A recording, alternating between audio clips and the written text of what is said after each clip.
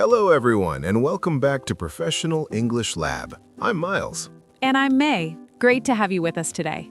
For those joining us for the first time, this channel is all about helping you master business English through practical, real-world lessons.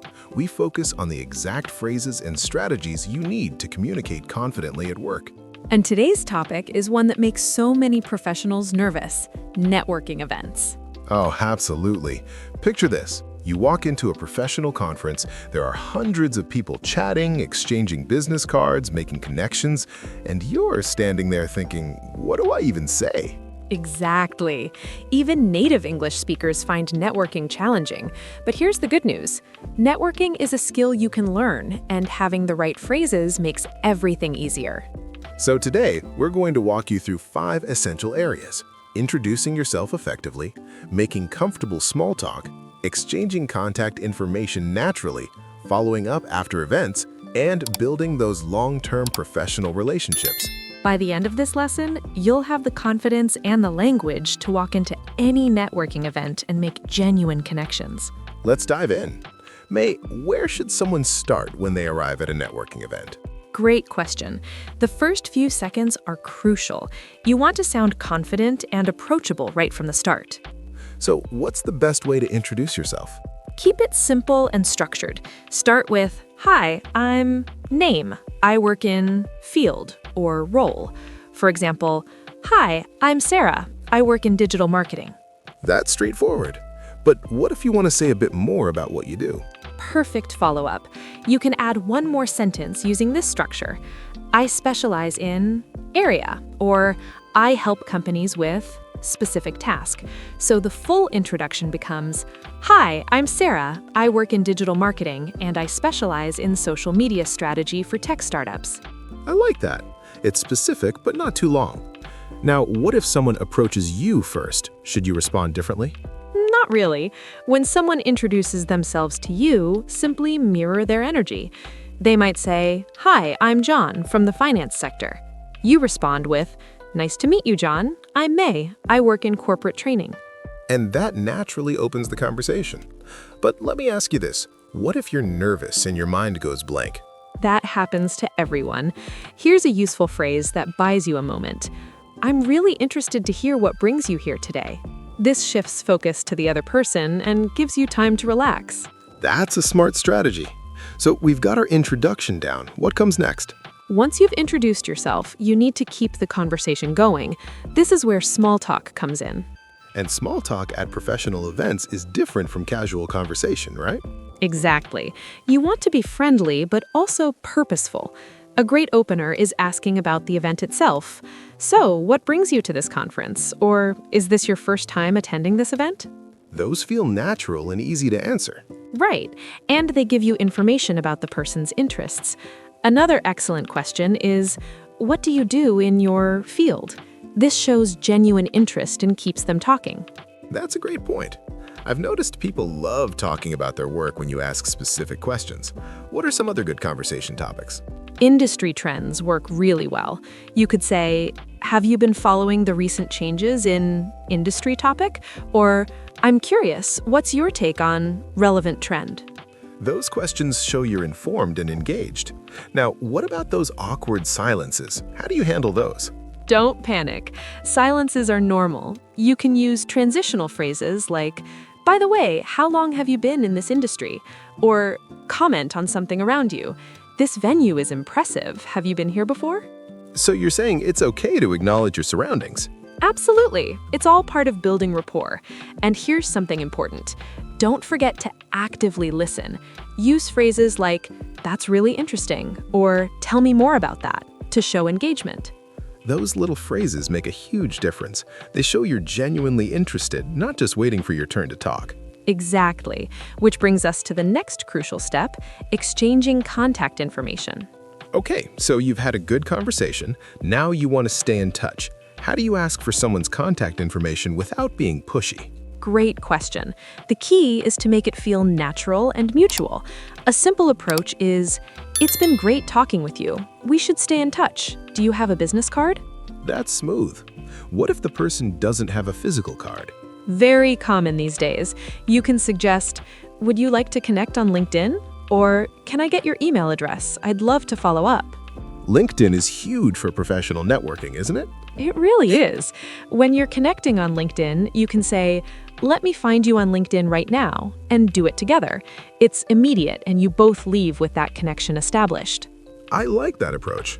But what if you want to specifically suggest meeting again or working together? Then be direct but polite. Try, I'd love to continue this conversation. Could we schedule a coffee meeting next week? Or, your work sounds fascinating. Would you be open to a follow-up call? Those phrases show clear interest without being too aggressive. Now, what about offering your own information? Always reciprocate. Say, here's my card, or let me share my LinkedIn profile with you. You can also be more specific. Feel free to reach out if you'd like to discuss specific topic further. That gives them a reason to contact you. But here's something I'm curious about. How do you politely end a networking conversation and move on to meet other people? Such an important skill. You can say, it's been wonderful talking with you. I don't want to monopolize your time, so I'll let you mingle. Or be more direct. I'm going to make the rounds and meet a few more people. Let's definitely stay in touch. Those are graceful exits. You're showing respect for their time and yours. Exactly. And that leads us to what happens after the event, following up. This is where a lot of people drop the ball, isn't it? They collect business cards but never follow up. You're absolutely right. Following up is where the real networking happens. The best time to follow up is within 24 to 48 hours while you're still fresh in their memory. What should that first message look like? Keep it brief and reference your conversation. For email, you might write, "Hi, name. It was great meeting you at event name yesterday. I really enjoyed our conversation about specific topic." So you're reminding them who you are and what you talked about. Precisely. Then add value or suggest next steps. I'd love to continue our discussion about topic. Would you be available for a call next week? What about LinkedIn follow-ups? Should those be different? They can be shorter. When you send a connection request, add a personal note. Hi, name. Great meeting you at event name. Looking forward to staying connected. Simple but personal. Now, what if someone doesn't respond to your first message? Don't take it personally. People are busy. You can send one polite follow-up after a week or two. Hi, name. I wanted to follow up on my previous message. No pressure at all, but I'd still be interested in connecting if you have time. And if they still don't respond? Then move on gracefully. Not every connection will develop, and that's okay. Focus your energy on the relationships that do show promise. That's a healthy perspective. So we've made the connection and followed up. How do we turn these contacts into actual professional relationships? This is the most valuable part. One-time meetings don't build careers, relationships do. So what separates a contact in your phone from a real professional relationship? Consistent, genuine engagement. You can't just reach out when you need something. Instead, stay in touch periodically by sharing relevant information. Hi, name. I saw this article about topic and thought of our conversation. Thought you might find it interesting. That shows you're thinking about them and their interests. Exactly. You can also congratulate them on achievements. Congratulations on your promotion, well deserved. Or invite them to events. There's a webinar on topic next week. Would you be interested in attending together? Those are ways to add value without asking for anything in return. Right. And when you do need to ask for something, advice, an introduction, whatever, you'll have built up enough goodwill.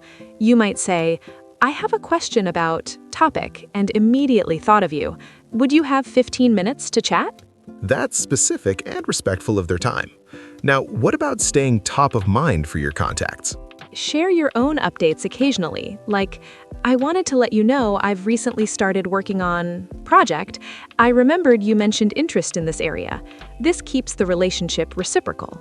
So it's really about being helpful, consistent, and genuine. That's the formula. Networking isn't about collecting hundreds of business cards. It's about building a smaller number of meaningful, mutually beneficial relationships. And those relationships can truly transform your career. Absolutely. Which brings us to wrapping up today's lesson. We've covered so much ground today. Let's recap the key strategies for successful networking. First, introduce yourself clearly and confidently with your name, role, and area of expertise. Keep it concise but memorable. Second, make meaningful small talk by asking about people's work, industry trends, and their connection to the event. Show genuine interest. Third, exchange contact information naturally, whether business cards, LinkedIn, or email. Always reciprocate and suggest specific ways to stay connected. Fourth, follow up within 24 to 48 hours with a personalized message that references your conversation. This is where most people fail, so don't be that person. And finally, build long-term relationships through consistent, value-adding engagement. Share articles, congratulate achievements, and stay genuinely interested in their success. Before we go, we want to hear from you. Do you find networking easy or challenging? What's your biggest struggle? Introducing yourself, keeping conversations going, or something else? Share in the comments below. If you found this lesson helpful, please subscribe to Professional English Lab for more workplace English lessons. We upload new videos every day. Thanks so much for learning with us today. I'm Myles.